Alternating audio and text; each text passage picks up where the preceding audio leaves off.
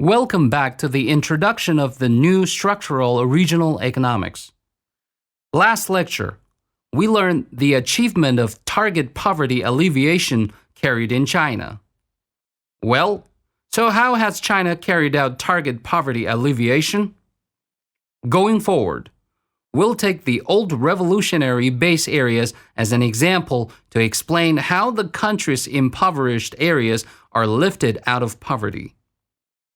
The old revolutionary base areas are in 28 provinces, autonomous regions, and municipalities in the mainland of China, excluding Xinjiang, Qinghai, and Tibet, around 1,500 counties, cities, districts, and banners, accounting for 54.4% of total counties, cities, banners, and districts nationwide.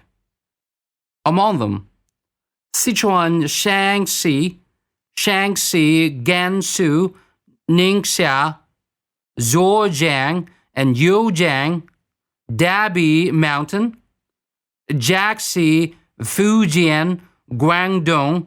These 5 old revolutionary bases are key areas for development in China's revitalization plan.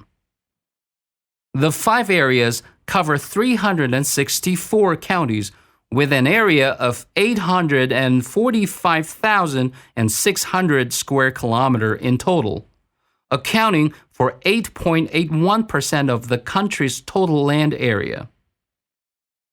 Compared with other impoverished areas, old revolutionary base areas face tougher situations in poverty alleviation. First, poverty is a deep-rooted problem in old revolutionary base areas, concerning a large population. There are 2 main causes. Naturally, these areas are comparatively isolated, with poor communications within themselves and with the outside world.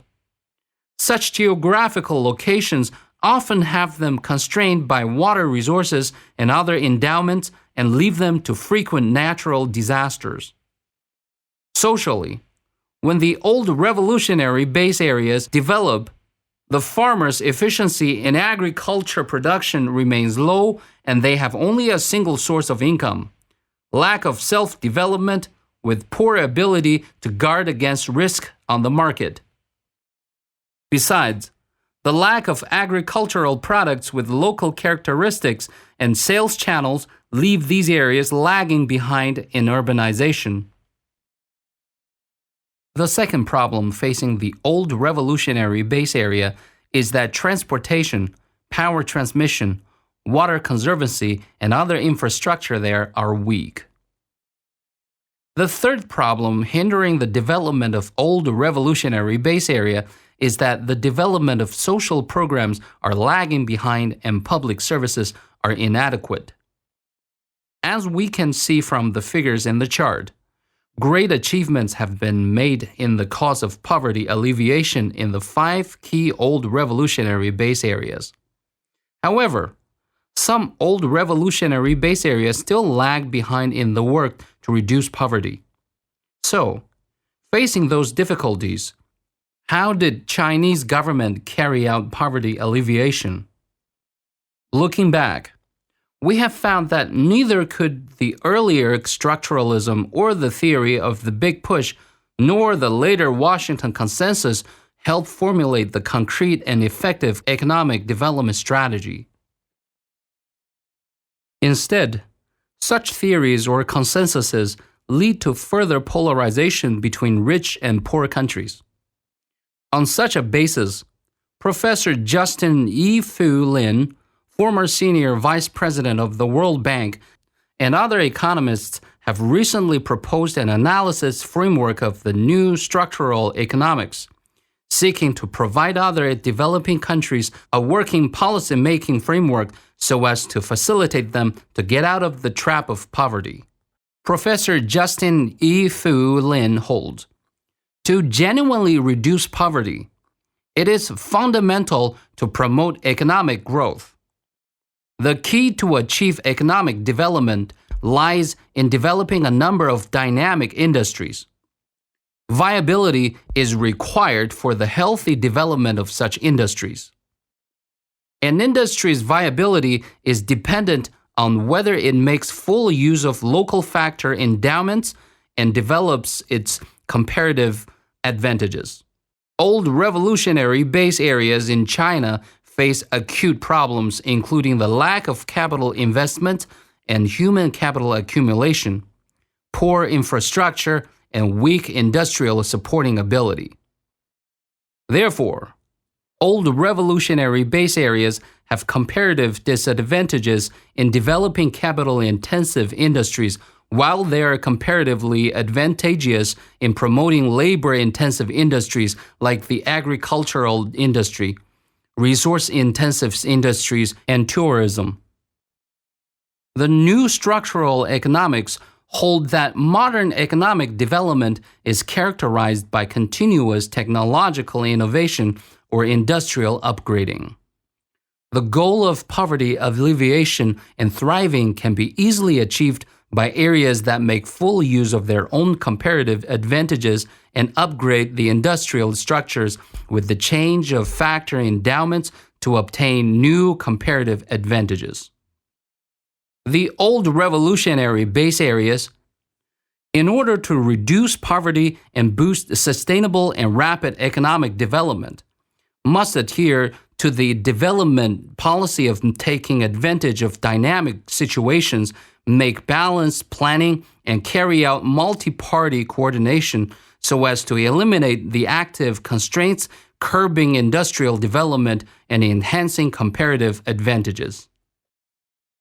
Technological innovation and industrial upgrading will boost industrial development, which will not only help the poor people reduce poverty, but also lead them to achieve prosperity more quickly.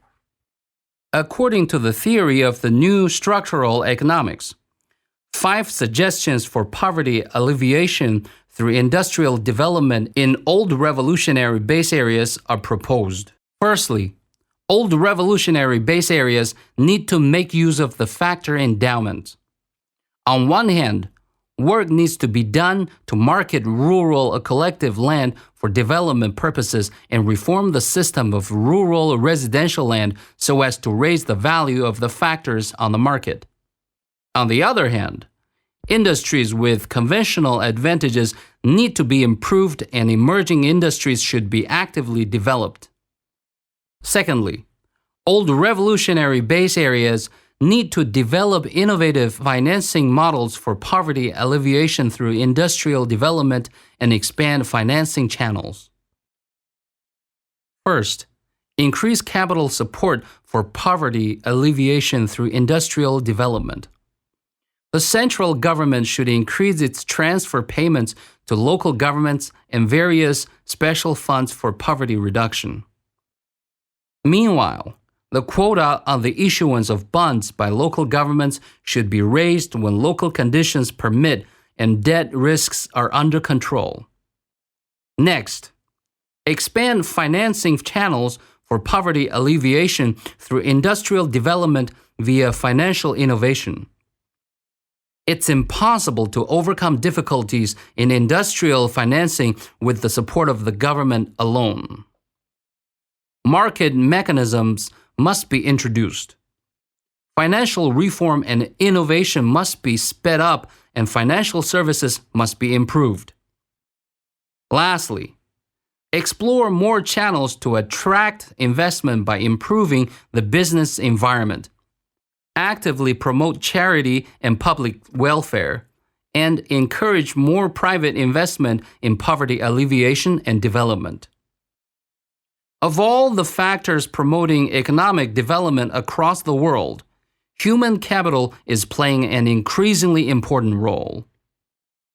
For example, we need to increase input for education and support the educational programs in old revolutionary base areas. Apart from pushing forward public education like that in the primary school, middle school, and high school, we should also focus on promoting education of vocational skills and integrate it with the development of local industries. We should make progresses in providing equal access to medical and health care and other basic public services, improve people's health and living standards, and raise the overall capacity of local workforce. What's more, the new structural economics believe that insufficient hardware and software infrastructure is usually a main reason for sluggish economic growth in underdeveloped areas. There are 3 key points in upgrading and improving infrastructure. First, we need to upgrade transportation infrastructure. Second, we need to speed up the construction of power supply facilities to mitigate the shortage of energy. New energy, including nuclear energy, wind and solar power, and biomass, should be developed at the same time. Third, we need to strengthen the development of industrial parks. On one hand, local industrial parks can be built by local government cooperating with economically advanced areas nearby and make use of their capitals and technologies so as to boost their own upgrading. On the other hand, we should focus on building industrial parks with distinctive features to improve the construction of infrastructure and provide supporting services in a more targeted way, promoting the development of industrial bases. Meanwhile, the old revolutionary base areas should implement the strategy of rural revitalization and build beautiful countryside based on their advantages of factor endowments. China has developed models of building beautiful countryside featuring one village, one product, and one town, one industry, such as rural areas developing through industrial development, ecological conservation, and suburban intensive modes. At last, another important measure is to improve mechanisms and policy assurances. For example, property rights and the rights of enterprises and rural households should be protected to start up businesses and encourage them to legally explore innovative approaches to operation. Local governments should simplify approval procedures, improve government efficiency, and relax restrictions on market access to attract more enterprises. Preferential tax policies and other policies should also be introduced to encourage innovations. Finally, here are some references you may find useful. Well, that's all. I hope that now you will know something about China's performance in poverty alleviation via this lecture. Thank you.